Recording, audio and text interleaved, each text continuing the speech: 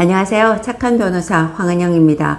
오늘은 사회적으로 우리나라에서 정말 관심을 많이 받고 있는 관본권에 대해서 말씀을 드리겠습니다. 일단 여러분, 관본권이 뭘까요? 관본권은 한국은행에서 봉인을 한 묶은 화폐 묶음을 말하는 겁니다. 자, 여기로는 한국은행에서는 띠지를 붙일 겁니다. 단위별로 이렇게 은행에서 시중은행에서 붙여주는 것처럼 붙인 띠지가 관본권에 붙은 띠지입니다. 띠지에는 보통은 도장도 찍혀 있고 이렇게 발행한 묶었는 사람의 이름도 적혀 있고 이런 경우가 있는데 관본권이기 때문에 조금 특별한 점이 있습니다. 좀 더 많은 내용의 정보가 담기는 거죠. 여기서 또 정보가 더 담기는 것이 관본권 묶음들을 비닐로 팩을 해서 묶는 겁니다. 이때는 스티커까지 붙이게 되는데 이 스티커에도 개수 일자라든가 이런 정보가 들어가 있는 겁니다. 이렇게 되다 보니까 한국은행에서 발행한 관본권 묶음, 띠지, 스티커 이게 없어졌다고, 이게 남부지검에서 지금 검사와 수사관들이 국회에 나와서 청문회를 거치면서 하는 얘기의 논란의 핵심입니다. 그런데 이게 검찰에서 왜 이런 문제를 초래가 되었을까요 하는 점을 생각을 해본다면 몇 가지 가설이 있습니다. 일단 언론 보도에 난 것을 종합을 하면 관본권이 언제 압수가 되었느냐 하는 시점이 좀 중요합니다. 22년도 7월 정도에 관본권이 건진법사 주거지를 압수수색하면서 나왔다. 여기서 관본권 얘기가 나오고 있습니다. 이때는 윤석열 대통령이 된 지 얼마 안 됐을 때고 건진을 통해서 여러 가지 청탁 의혹들이 생길 때였습니다. 이때 남부지검에서 압수수색을 하면서 관본권을 확보를 했는데 이 당시에 1억 6,500만 원 현금이 나왔던 겁니다. 그리고 여기에 문제가 되는 관본권이 들어 있었습니다. 5천만 원이 관본권이었고 팩이 되어서 스티커까지 붙여 있는데 지금은 그게 없어졌다. 이게 논란에 자꾸 의혹을 증폭시키고 있는 바로 핵심적인 문제 사안이거든요. 그러면 남부지검에서는 이 문제를 어떻게 설명을 하고 있죠? 검사는 우리는 관본권을 현상을 유지를 해서 압수에다가 보존을 시켰다 얘기를 하고 있는 것이고, 수사관들은 또 어떻게 얘기를 하고 있죠? 현금을 세린 개수한 기억은 나는데 관본권은 본 기억이 없다. 기억이 잘 나지 않는다. 이렇게 얘기를 하고 있습니다. 이렇게 되다 보니까 검사는 수사관에게 책임을 미루는 것 같고, 수사관은 도대체 왜 저러지? 이렇게 하니까 일반인들은, 국민 입장에서는 이해가 가지 않는 점이 있는 것입니다.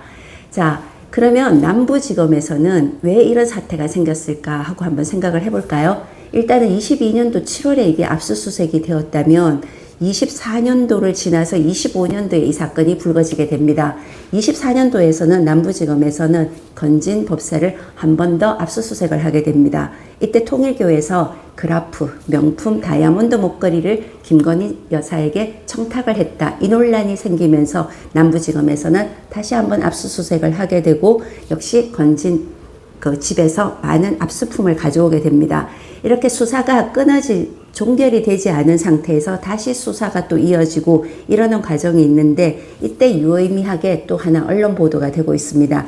24년 12월 달에 건진이 관본권을 세리고 있는 장면이 사진에 찍힌 것이 언론에 보도가 된 것입니다. 그러니까 또 의혹이 한 번 더 논란이 되는 겁니다. 아니, 22년도에 압수한 현금이 왜 24년도에 관본권이 그대로 있었는데, 그렇다면 관본권 어디 간 거야? 이렇게 되니까 검사들의 해명이 잘 국민들에게 받아들여지지 않게 되고 정치권에서는 계속 논란을 일으키고 있는 것입니다. 관본권은 여러 가지 면에서 여러 가지 정보를 담고 있습니다. 그러나 한국은행 쪽에서는 뭐라고 설명을 하고 있죠? 이 관본권만으로는 누가 언제 받아가서 어떻게 했는지 꼭 규명이 되는 것은 아니다. 이렇게 얘기하니까 오히려 한국은행도 검찰 편을 드네. 이거 뭐야? 이렇게 또 공격을 받는 것입니다. 그런데 관본권은 일반인에게는 가지 않고 시중은행을 통해서 나가는 돈의 묶음입니다. 그런데 이 관본권이 다시 왜 이런 자꾸 논란을 일으키고 있냐 하면 통일교와 좀 연결되는 면이 있습니다. 특검에서 수사를 하고 있는데 한학자 총재 개인 금고 쪽에서도 관본권 뭉치가 나온 것입니다. 그리고 또 얼마 전에 구속수사를 받고 있는 권성동 의원에게 준 돈도 관본권이었다. 건진한테서 나왔던 돈도 관본권이었잖아. 그럼 이거 세 개가 무슨 연관이 있는 게 아니야? 이런 의혹은 특검에서 보고 있는 수사상의 의혹입니다. 자, 이렇게 되니까 정치, 국회에서 일어나고 있는 청문회에서 있는 말을 가지고서 논란이 커지고 있고 또 수사가 진행되다 보니까 간봉권의 존재가 계속 좀 살아있는 증거화가 되면서 어떻게 보면 그 의미가 과다하게 부여가 되고 있는 면도 있습니다. 일단은 이 문제는 22년도에 시작되었던 수사가 24년, 25년까지 계속되고 있는 이 과정에서 검찰청에서 관리를 좀 더 명확하게 하지 못했다면 그 해명이 좀 더 명확해져야 되는데 거기에 대해서 일반인이 듣기에 이해가 가지가 않는 것입니다. 이러니까 자꾸 문제에 증폭시키는 이유가 좀 원인 제공을 하는 면도 있습니다. 사실 검찰 입장에서는 어느 수사기관도 마찬가지지만 압수물, 특히 현금이 압수되었을 때 이것을 좀 더 명확하게 해줘야 된다 하는 아쉬움이 남는 부분이고 수사가 진행이 되어 있고 국회에서도 계속 청문회가 이어지고 있기 때문에 이 문제는 좀 해명이 이제는 되어가고 정리가 될 것 같다는 생각도 해봅니다. 간봉권, 우리는 평소에는 보지 못하는 이 간봉권이 이제는 국민 여러분들이 모르는 게 분이 없을 만큼 많이 지금 입에 오르내리고 있습니다. 간봉권, 한국은행의 띠지와 스티커가 있구나 이런 점에서요.